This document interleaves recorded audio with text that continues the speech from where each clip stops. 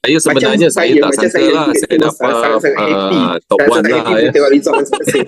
Okey, dan juga Beneran. sangat happy bila tengok result Untuk daripada menu Puan apa ni? Okey, so daripada diri sendiri, diri Untuk sendiri macam dapat mana perasaan penurunan tu, macam sebanyak mana nak ni ya. gambarkan Sebab perasaan Puan sebelum Zul ni tu, memang saya tak dan pernah pun mungkin Puan dapat Zul juga banyak nak ni lah ya. beritahu juga kat Paling rakan-rakan tidak yang pun lain banyak dalam teruskan 5 kilo.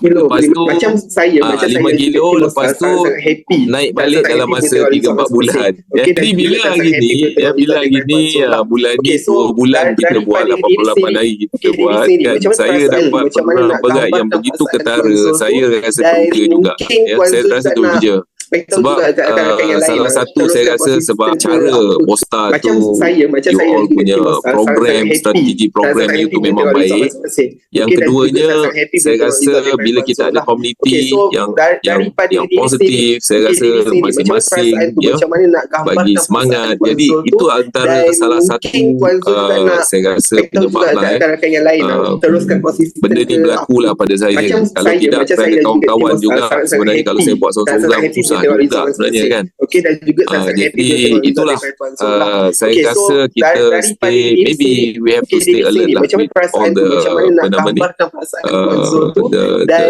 dalam mungkin Puan Zul juga community nak supaya kita beritahu juga kat rakan-rakan yang tidak lain teruskan konsisten ke terlupa macam ya saya juga tengok dengan apa sangat yang kita happy dah buat dan selama sangat happy ni. bila tengok Sebab result masing-masing. di luar Okey, dan sana juga sangat happy bila tengok result makanan daripada Puan Zul yang lah. Okey, sedap-sedap so kan. Sebab daripada saya ni diri buat sendiri, makan. okey, diri sendiri, macam mana perasaan tu, macam mana nak Saya cakap gambarkan terus terang perasaan dulu saya Puan buat Zul makan. tu, Saya dan kira bukan makan mungkin sebenarnya. Puan Kalau Zul juga dulu nak melantak lah senang beritahu juga cerita kat kan. rakan-rakan yang Jadi lain teruskan tapi yalah konsisten bila ke sekarang ni bila dah macam diajar saya macam tu kan, juga jadi kita tengok insaf lah sangat kita happy insaf. dan